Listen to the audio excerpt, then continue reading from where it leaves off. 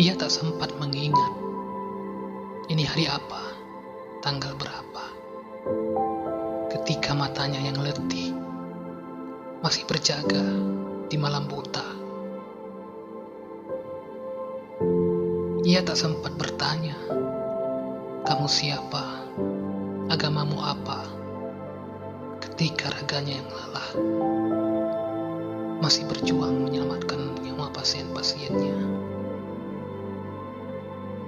Ia tak sempat berpikir kapan bisa pulang dan makan bersama keluarga ketika virus misterius itu diam-diam telah menggerogoti tubuhnya. Ia tak sempat bersedih ketika sepi yang setia menjemputnya di rumah sakit dan mengajaknya ke cakrawala. Ia tak sempat membayangkan pohon mawar kesukaannya akan tumbuh subur di atas makamnya.